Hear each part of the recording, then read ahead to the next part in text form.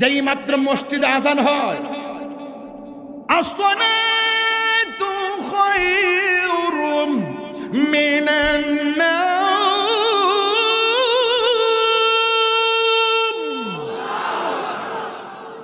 যেই মাত্র আজানটা হয় এই মাত্র সে মোবাইলটা চার্জে দিয়ে ঘুমে যায়। ছেলেরা পড়ার টেবিলে বসলে ঘুমানি ঘুমানি ভাব ফুটাঙ্গি করো,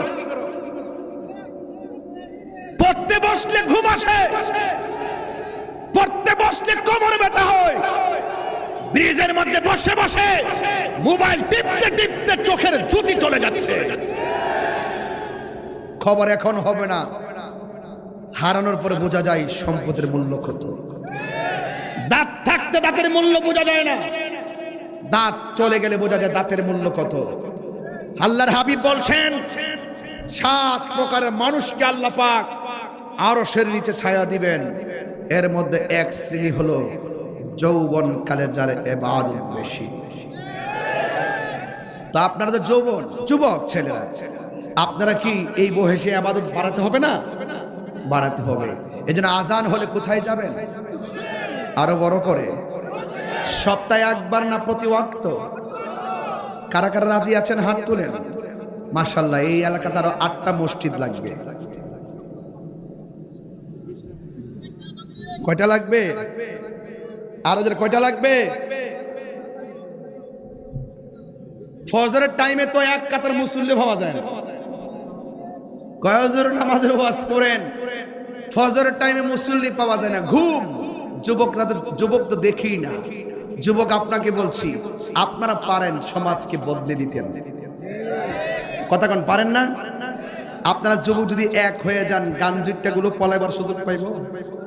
গাঞ্জিরটা বুঝেন নাই? যারা নেশা করে, বাবা ট্যাবলেট। এই লোকটাকে, উনি কে কে কে কে? প্রকৃতির ডাকে।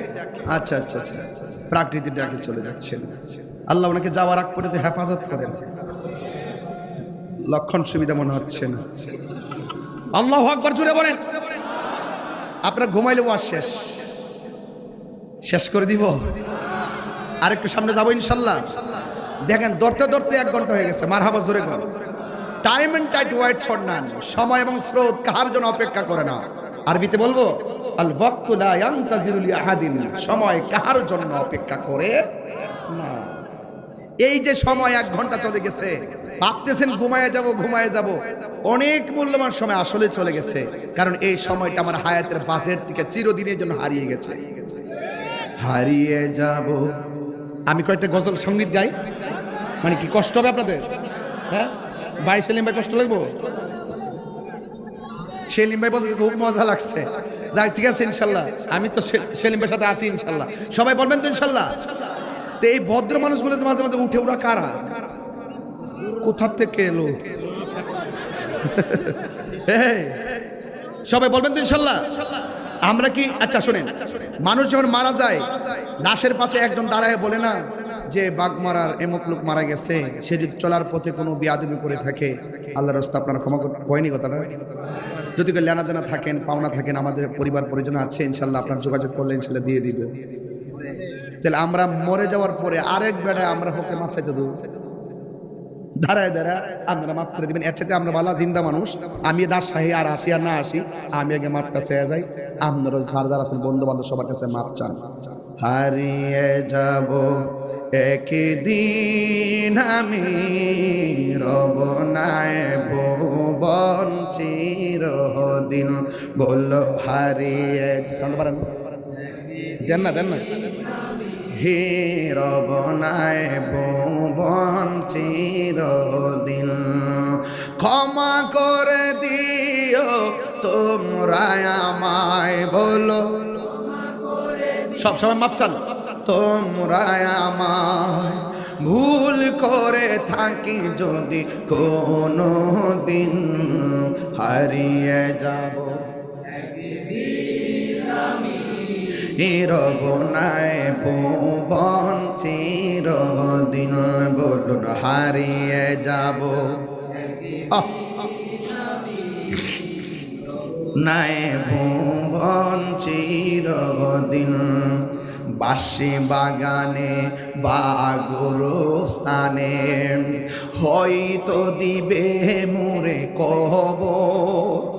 তোমরা আমায় যাবে ভুলে, রাখিবে না জানি কোনো খবর। বাঁশি বাগানে বা গোরস্থানে হয়তো দিবে মোরে খবর। তোমরা আমায় যাবে ভুলে, রাখিবে না জানি কোনো খবর। পড়বে কি মনে আমার কথা, ফেলবে কি অশ্রু কোনো দিন, হারিয়ে যাব রব নাই ভুবনে চিরদিন। হারিয়ে যাব একদিন আমি, রব নাই ভুবন চিরদিন। ক্ষমা করে দিও তোমরা আমায়, বলো মোরায় আমায়, ভুল করে থাকি যদি কোনো দিন, হারিয়ে যাব রব নাই ভুবন চিরদিন। বলুন হারিয়ে যাব একদিন আমি, রব নাই ভুবন চিরদিন। একটা জবান বন্ধ রাখবেন না, মহব্বতে মায়ার সুরে বলুন সুবহানাল্লাহ। আমার নবী, আপনার নবী রহমাতুল লিল আলামিন বলেন, আমি যখন মেরাজে গিয়েছি, যাবার পরে আল্লাহ আমাকে অনেক আযাব দেখাইছে। একটা আযাব দেখেছি, নিজের মানুষগুলো হাতের যে আঙ্গুলগুলো রয়েছে, ওই আঙ্গুলগুলোরে আমার আল্লাহ তামার নখ বানাইছে। তামার নখ দিয়া দিয়া তাদের চোখের চেহারা যে চামড়া, নিজের চামড়া নিজে টেনে ছিঁড়তেছে আর রক্ত ঝরতেছে। আল্লাহর হাবিব আমার আল্লাহকে ডাক দিয়ে ইয়া আল্লাহ, জবানটা খুলে বলেন ইয়া আল্লাহ। ওরা কারা? যারা তামার নখ বিশিষ্ট আঙ্গুল নিয়ে নিজের চেহারার চামড়া তুলতেছে। আর আল্লাহ ডাক দিকে, বন্ধু এরা হলো দুনিয়ার ওই সমস্ত বান্দা যারা এক ভাই আরেক ভাইয়ের গীবত করেছে। কথা বলেন ঠিক কিনা? আল গীবাতু আসাদ্দু মিনাজ জিনা, গীবত জিনার চাইতে আরো খারাপ। কথা বলেন ঠিক কিনা? মুনাফিক কাফের চাইতে আরো ভয়ঙ্কর। ঠিক কিনা? আমি যখন তেলাওয়াত কান দিব, তখন এমন ভাবে আল্লাহকে ডাক দিবেন যেন আল্লাহ পাকে ডাকের উসিলায় গুরুস্থানের আযাব মাফ করে দেন। সবাই রাজি আছেন ইনশাআল্লাহ? ইন্নাল মুনাফিকিনা ফি দারকিল আসফালি মিনান নার।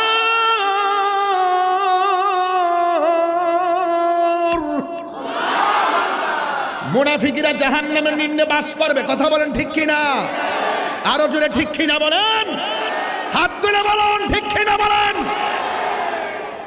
আমরা মুনাফিক হয়ে থাকতে চাই না। মুনাফিকের আলামত হলো তিনটা। এক নম্বর, সে কথা বললে মিথ্যা বলবে।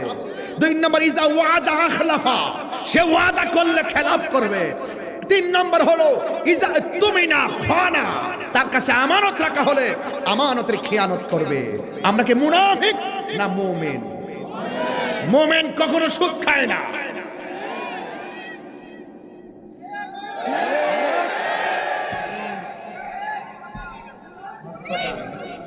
কি হবে বেঁচে থেকে?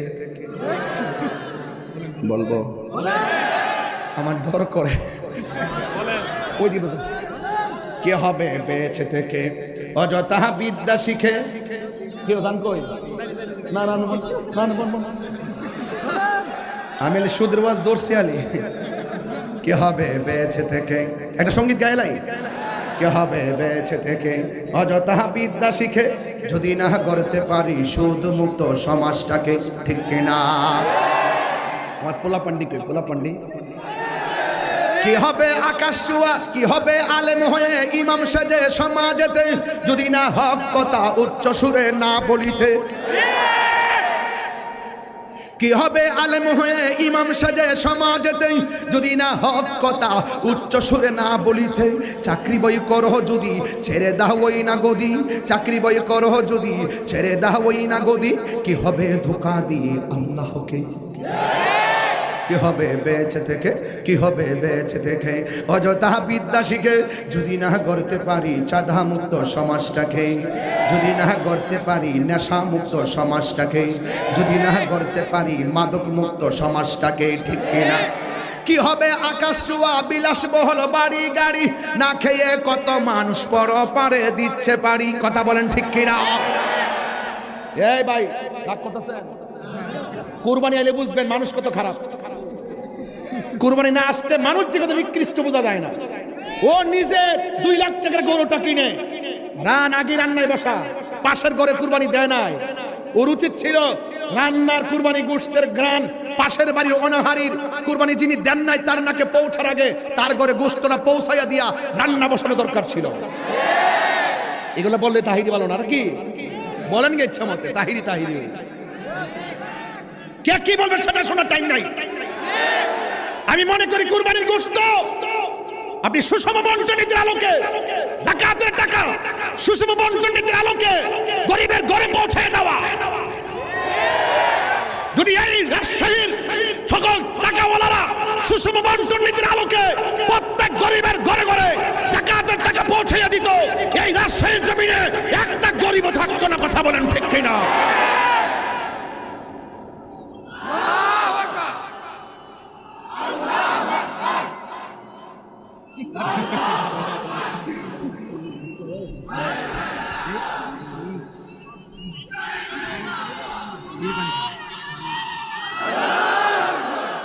রাখ রাখ আল্লাহু আকবার।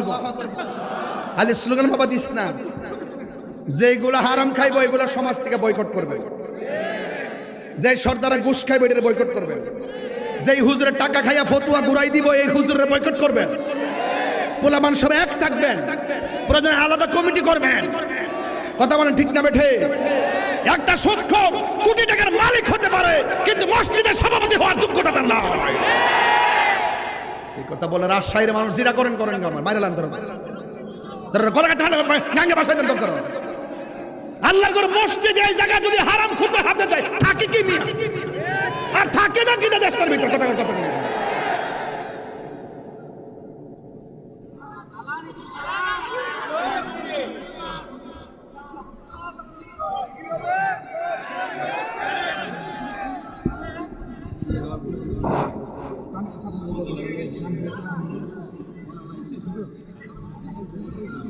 সকলে বলে মারহাবা বলেন, আরো যেন মারহাবা।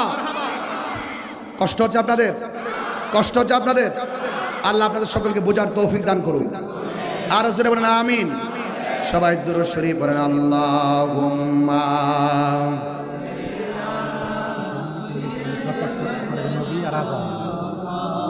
লানা মুহাম্মদ ওয়া আলা আলি সাইয়্যিদিনা।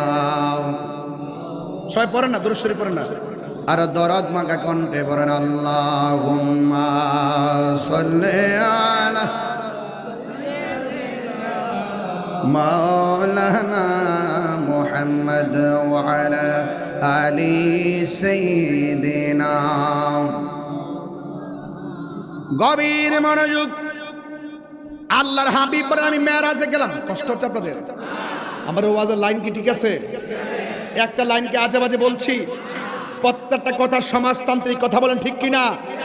প্রত্যেকটা পরিবারের সঙ্গে প্রত্যেকটা কথা জড়িত, কথা বলেন ঠিক কিনা? আল্লাহর হাবিব বলেন আমি মেরাজে গিয়েছি, আল্লাহ আমাকে জাহান্নামটা দেখাইছে। জাহান্নামের মধ্যে গিয়ে দেখি পুরুষের চাইতে মহিলারা বেশি জাহান্নামের মধ্যে জ্বলতেছে। আজকের মাহফিলে মহিলারা আছে না নাই জানি না, ওরা কত টাকা দিচ্ছে আমি জানি না। দরকার হেরা অনেক টাকা দেওয়া দরকার ছিল আজকে। যে ওয়াজ কর্ম এখন এরা টাকার বেশি দরকার, জিনিস সব দিয়ে দিচ্ছে। তারপরে দেন আপনারা কাজ হইল বেশি দান করা, নাহলে বাঁচতেন না, কথা কন ঠিক না বেটে? এখন যে ওয়াজ ধরছি, আল্লাহর হাবিব বলেন আমি গিয়ে দেখি জাহান্নামের ভিতরে পুরুষের চাইতে মহিলারা বেশি। রাসূলুল্লাহকে জিজ্ঞাসা করা হয়, ইয়া রাসূলুল্লাহ, পুরুষের চাইতে মহিলারা জাহান্নামে কেন বেশি? রাসূল বলেন, মহিলারা দুইটা কারণে জাহান্নামে বেশি। আজকে আমি আমার সময় দেখছি মহিলারা লাইন ধরছে আমার দেখবার লাগে, রাস্তা দিয়ে অনেক মহিলা, না খেয়াল করছেন কিনা জানি না, ওই তুমি দেখছো না সেলিম ভাই, আসার আগে বাড়ি ঘরে চুপ অনেক মহিলারা লাইন ধরছে তাহিরের দেখার জন্য। মারহাবা জোরে কোন, কি হাসতেছেন কি লাগে? আপনার মা বোন আছে না? রাসূল যখন মক্কা থেকে মদিনায় গেছে, হিজরত করতে, পুরুষ মহিলা যা আছে সব লাইন ধরে হারিয়ে গেছে। আর আমি তো নবীর ক্যানভাসের কথা ঠিক না বেঠি? মারহাবা জোরে কোন। ভালোবাসার জায়গা মদিনা, এই নাতে রাসূল রাজশাহী চলে না, চালাইলেই চলে। ভালোবাসলে মরে মরে হাসে। ভাই আপনি চিন্তা করেন, আপনি যদি আসেন আমি আসি, আপনি উঠবেন আমি শেষ। না সেলিম ভাই ঘর থেকে বলে এসে যে ইনশাল্লাহ ওয়ার শেষ করে যাবো, আমি আর 14 মিনিট আছি ইনশাল্লাহ, যেহেতু আমার কালকে সিলেট মাহফিল। তো না এই ছেলেরা 17 তারিখ না আবার আসতেছি রাজশাহী সদরে, ওই দিন তো ফাইনাল হবে ইনশাল্লাহ। মারহাবা কর, আস্তে আস্তে প্লিজ, মারহাবা কর না কেন? ভালোবাসার জায়গা মদিনা, ভালো লাগার জায়গা মদিনা, ভালোবাসার জায়গা মদিনা, ভালো লাগার জায়গা মদিনা। এত সুন্দর জায়গা কোথাও দেখি না, সাজিয়েছেন দয়াল রব্বানা, ভালো লাগার জায়গা মদিনা। সুবহানাল্লাহ রে। একদিন কবর যাব কেউ তো যাবে না, একদিন কবর যাব কেউ তো যাবে না, যাবে না আমার শাহে মদিনা। কবরে 3টা প্রশ্ন হবে, হবে। আল্লাহর রহমত থাকলে, আমাদের ঈমান আমল থাকলে রাসূল কবরে আসার ক্ষমতা আছে না নাই? হ্যাঁ, ওয়ামা কুনতা তাকুল ফি হাক্কি হাযার রাজুল, যতই দুরুদ পড়ি তৃপ্তি মিটে না, যতই দুরুদ পড়ি তৃপ্তি মিটে না, আশিক ছাড়া অন্য বুঝে না, পাগল ছাড়া অন্য বুঝে না, ভালোবাসার জায়গা মদিনা। যারা মদিনায় গেছে একবার জিজ্ঞাসা করেন মদিনা কেমন লাগে, আপনারা বুঝবেন। আপনারা পড়ে আছেন ফতোয়া লয়া, যে একবার মদিনা নবীর সবুজ গম্বুজ মুবারক দেখছে আর জিয়ারতে গেছে, তারা জিগাইবেন কেমন লাগে, ও বলবে যে বাড়িঘর ছাইরা আবার যেতে মন চায়। কথা বলেন ঠিক কিনা বলেন? রাসূল বলেন, মান যারা কবরি ওয়াজাবাত লাহু শাফাআতি, যে আমার রওজা মুবারক জিয়ারত করলো তার জন্য সুপারিশ করা আমার জন্য ওয়াজিব হয়ে যাবে। কথা বলেন ঠিক কিনা? গভীর মনোযোগ। আল্লাহর হাবিব বলেন 2টা কারণে মহিলারা বেশি জাহান্নামী। 1 নম্বর হলো মহিলারা লানত দেয় বেশি।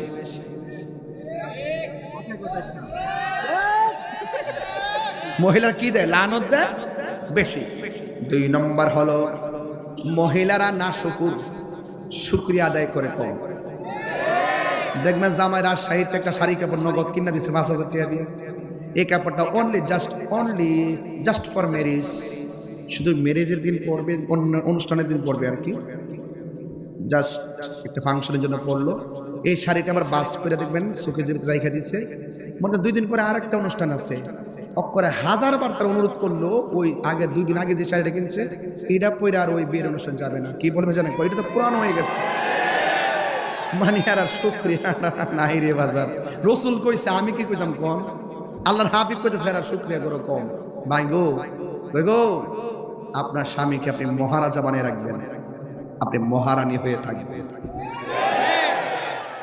10 টাকা দিয়ে কিনা দিলে বলবেন 10,000 দিয়ে কিনা দিছে। এটা হবে আপনার প্ল্যান, যে আমার স্বামীকে আমি হিরো বানিয়ে রাখবো। আর স্বামীর উচিত স্ত্রীকে মর্যাদার জায়গায় রাখবে। এখন রাসূলুল্লাহকে প্রশ্ন করি, ইয়া রাসূলুল্লাহ, মহিলারা তাহলে জাহান্নাম থেকে বাঁচার উপায় কি? এই যে ওয়াজ হলো মহিলাদের জন্য, বাড়িতে নিয়ে যাবেন। রাসূল বলছেন মহিলারা যদি বেশিরভাগ জাহান্নাম থেকে বাঁচতে চায়, ওই রাজশাহীর মা, জাহান্নাম থেকে বাঁচতে গেলে রাসূল বলছেন তারা যেন বেশি বেশি দান সদকা করে। তাহলে বাঁচার উপায় আছে না নাই? দান করবেন, ভিক্ষুক ঘরে আসতে বলবেন না যাও এখন যাও পরে আইসো, বসা থেকে উঠতে যায় এক মুঠ ভিক্ষা দিয়ে দিবেন। কথা কোন ঠিক কিনা? দান করবেন, সদকা করবেন। মারহাবা কর। আল্লাহর হাবিব বলেন, আমি মেরাজে যাওয়ার সময় অনেকগুলো আযাবের মধ্যে সবচাইতে কঠিন আযাব দেখছি একমাত্র কবরের আযাব। সুবহানাল্লাহ। রাসূল দেখার ক্ষমতা আছে না নাই? ওই কবর আযাব হচ্ছে, ওই আযাব থেকে বাঁচতে চাই কি চাই না? আল্লাহর হাবিব বলেন আমি দেখছি ম্যাক্সিমাম কবরের আযাব সবচাইতে ভয়ঙ্কর। এবার রাসূলুল্লাহ বলেন কবরের আযাবের মধ্যে সবচাইতে কবরের প্রথম রাত্রের আযাবটা ভয়ঙ্কর। এখন রাজশাহী বাগবাড়ার মানুষ বলবেন, ও আমার গোবিন্দা পাড়ার বন্ধু, প্রামাণিক পাড়ার বন্ধুরা, আপনারা বলবেন কবরের প্রথম আযাবটা কি হবে একটু বলে দিয়ে যান। কবরের প্রথম রাত্র কেমন হবে একটু বলে দিয়ে যান। মাহফিলের প্রথম রাত্র কেমন গেছে গতকাল আপনারা জানেন, আজকে রাত্রটা কেমন যাচ্ছে সেটাও আপনারা জানেন। আগামীকাল রাত্র আজকের মতো আর হবে না, যার যার ঘরের মধ্যে কাটাবেন। এমন সবার রাত্রে দিন আসে না আসে। ও যুবক, কবরের প্রথম রাত্রটা হলো সবচাইতে ভয়ঙ্কর। আমার নবী আপনার নবী বলেন মানুষকে যখন কবরের মধ্যে নামায়া দেয়, নামায়া দেওয়ার পরে বাঁশগুলা দেয়, আবার চাটাইগুলা দেয়। মিনহা খলাকনাকুম বলে প্রথম মুষ্টি মাটি দিল, ওয়া ফিহা নুঈদুকুম বলে দ্বিতীয় মুষ্টি মাটি দিল, ওয়া মিনহা নুখরিজুকুম তারাতান উখরা বলে তৃতীয় মুষ্টি মাটি দিল। কুদাল দিয়ে মাটি দিয়ে দিয়ে সুন্দর করে সাজাইয়া সবাই চলে যাবে। সবাই চলে যাওয়ার পর দুইজন ফেরেশতা কবরের মধ্যে নামবে। আমার নবী আপনার নবী বলেন ওরা আয়েশা তিনটা প্রশ্ন করবে, জবাব দিতে পারলে আলহামদুলিল্লাহ, জবাব না দিতে পারলে প্রথম রাত্রটা হবে ভয়ঙ্কর। এক নম্বর হলো আমার নবী বলেন কবরের প্রথম রাত্র আযাব হলো কবরের ডান পাশের মাটিগুলো এক প্রান্তে যাবে, বাম পাশের মাটিগুলো আরেক প্রান্তে যাবে। এখন আপনাদের কাছে প্রশ্ন, এই আযাবটা কার হবে জানেননি? যারা নামাজের ব্যাপারে উদাসীন, যারা আজানে কানে আজান শুনছে কিন্তু মসজিদে যায় নাই, মসজিদে জামাত চলতেছে, এই দিক দিয়ে ক্যারাম বোর্ড খেলতেছে, মসজিদে বলে আশহাদু আল্লাহ ইলাহা, আর ও এই দিক দিয়ে ক্যারাম বোর্ড খেলে আঙ্গুল দিয়া। খবরদার খবরদার, আমার নবী বলেন যারা বেনামাজি হবে, বেনামাজিদের জন্য তিনটা শাস্তি অবধারিত। আল্লাহু আকবার বলো কেন? বেনামাজির জন্য তিনটা শাস্তি অবধারিত। এক নম্বর শাস্তি হলো কবরের দুই পাশের মাটি দুই প্রান্তে চলে যাবে, এমন ভাবে এসে তোমাকে ডান পাশে চাপা মারবে গো, বাম পাশের হাড্ডির ভিতরে ঢুকে যাবে। বাম পাশে একটা চাপা মারবে, ডান পাশের হাড্ডির ভিতরে ঢুকে যাবে। দুই পাশের মাটি একবারে চাপা মারবো, একদম শরীরটারে গুঁড়া বানায় ফেলবে। ওই সময় তুমি আল্লাহরে বলবা আল্লাহ আগে যদি জানতাম বেনামাজি হইয়া কবরে আসলে এমন শাস্তি হবে, জিন্দিগিতেও আর নামাজ ছাড়তাম না। ও আল্লাহ দুনিয়ার মধ্যে আবার পাঠাও, নামাজ ছাড়বো না। আল্লাহ বলবেন না না না, সুম্মা ইলাইহি তুরজাউন, আমি আল্লাহর দিকে ফিরে আসলে দুনিয়ায় যাওয়ার আর সুযোগ নাই, তোমরা আমি আল্লাহর দিকে ফিরে আসবে। যুবক ভাইয়ের আমার, এখানে একবার কোন তো আল্লাহু আকবার, তিনবার কোন আল্লাহু আকবার। দেখেন তো আওয়াজটা কেমন লাগছে? ঠিক এমন ভাবে গুরুস্থানে মানুষগুলো প্রতি রাত কাঁদতেছে, বাঁচাও, আর পারি না, ও আল্লাহর পারি না, বাঁচাও বাঁচাও, এমন ভাবে তারা কাঁদতেছে। কিন্তু তাদের ঘরের পাশে ঘর, এক কবরের মানুষ শুনে না, আরেক কবর আপন জনে এত ঘুরতেছে গুরুস্থানের পাশ দিয়া, কিন্তু কবর আযাব শুনে না গো মা।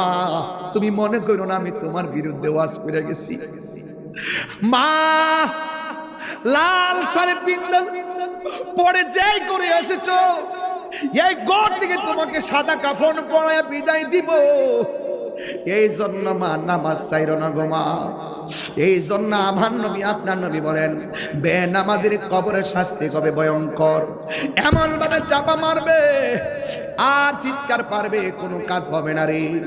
দুই নম্বর শাস্তি হলো বেনামাজির কবরের ভিতরে জাহান্নামের আগুন ঢুকিয়ে দেওয়া হবে, এমন হাওয়া লাগবে একদম পুড়ে পুড়ে ছাই ছাই হয়ে যাবে।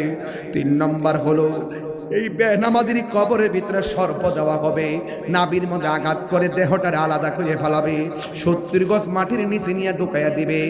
আর একটা ফেরেশতা কবরে নামাবে, তার কানে শুনে না, চোখে দেখে না, হাতের মধ্যে হাতুড়ি লইয়া কবর ভিতরে এমন জোরে তার আঘাত করবে, 70 গজ মাটির নিচে নিয়ে ঢুকাইয়া দেবে।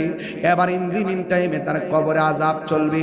2 নম্বর হলো যারা নেককার হবে, 3টা প্রশ্ন করা হবে, 3টা প্রশ্নের উত্তর দিতে পারলেই তার দেখাইবে সামনে তাকায় দেখো কি দেখা যায়, সে দেখবে সামনে জাহান্নামের আগুন দেখা যায়।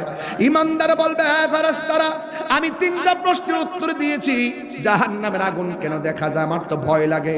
ফেরেশতারা বলবে তুমি যদি উত্তর দিতে না পারতা, তোমার আমলনামায় এই জাহান্নাম ছিল, তোমার তাকদীরের মধ্যে জাহান্নাম ছিল, তুমি উত্তর দিতে পেরেছো, এই জন্য আল্লাহ রাব্বুল আলামিন তোমার জন্য জান্নাত থেকে গালিচা পাঠিয়ে দিয়েছে। ওই গালিচার মধ্যে শুয়ে যাবে, ডান কাত যখন হবে তখন তাকে দেখবে একটা আলো দেখা যায়। এবার মুদ্দার ওই বেচারা ডাক দিয়ে বলবে আলো, আমার ডানে মাটি বামে মাটি সামনে মাটি নিচে মাটি, তুমি কোথায় থেকে আমার কবরে আলো দিতে এসেছো? ওই মুহূর্তে ওই আলোর জবান খুলে যাবে, ডাক দিয়া বলবে হে আল্লাহর বান্দা, আমি দুনিয়ার কোনো কৃত্রিম আলো নয়, আমি দুনিয়ার কোনো প্রাকৃতিক আলো নয়, আমি দুনিয়ার অন্য কোনো আলো নয়। আর বেঈমানদের খবর হয়ে যাবে, তাদের ঘুম আসবে না। ইমানদার জান্নাতি গালিচায় ঘুমায়া যাবে। কোটি কোটি করোড় করোড় বছর পরে ইসরাফিল আলাইহিস সালাম যখন সিংহা ফুৎকার দিবে, ওই সময় কবর থেকে সে উঠবে, উঠে একটা ময়দানের দিকে যাবে, যেই ময়দানের নাম হলো হাসরের ময়দান।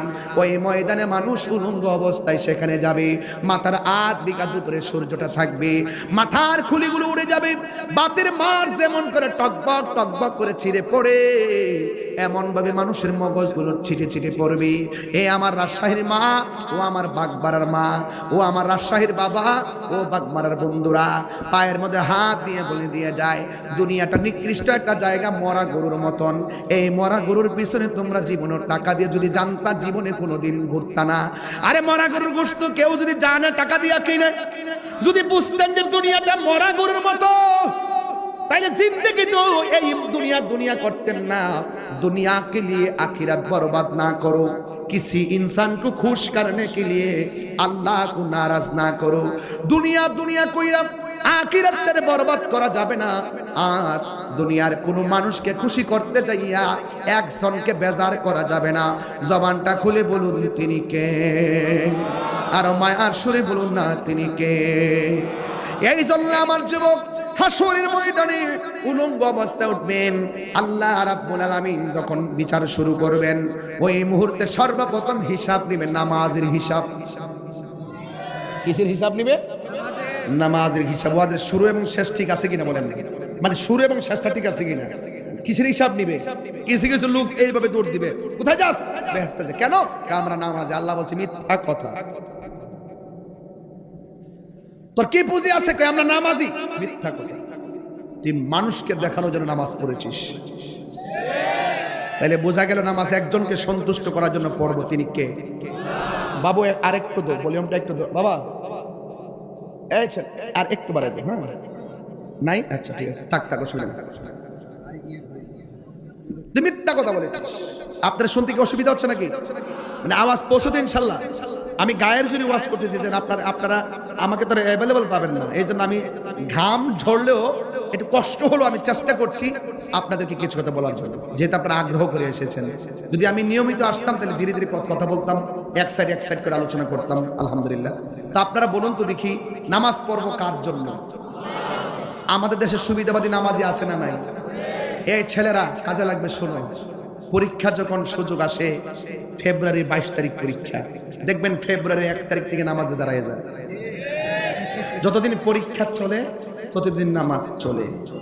যেই মাত্র পরীক্ষা শেষ হয়ে যায় নামাজ শেষ। আবার যখন রেজাল্টের 2 দিন বাকি আছে আবার তাহাজ্জুদ।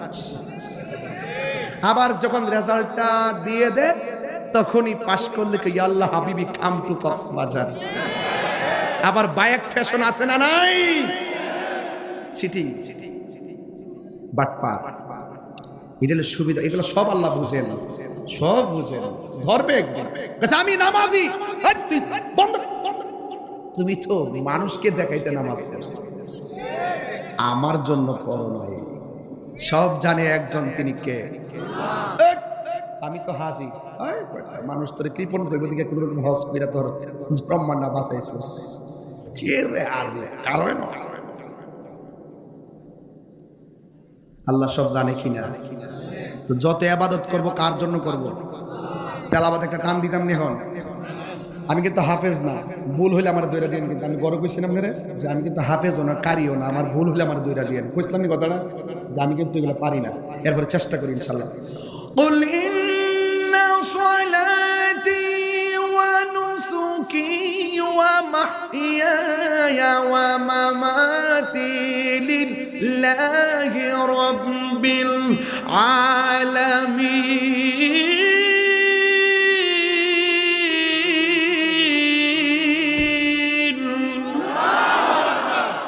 আমার নামাজ কার জন্যে, আমার কুরবানি কার জন্যে, আমার জীবন কার জন্যে, আমার মরণ কার জন্যে? এই জন্য নামাজ পড়বে একজনকে খুশি করার জন্য। জবানটা খুলে বলুন তিনি কে? আল্লাহর হাবিব বলে হাসরের ময়দানে 7 প্রকারের মানুষকে আল্লাহ আরশের নিচে ছায়া দিবেন। এর মধ্যে এক প্রকার হলো আদেল, মানে ন্যায় বিচারক। 2 নম্বর হলো যারা দানশীল।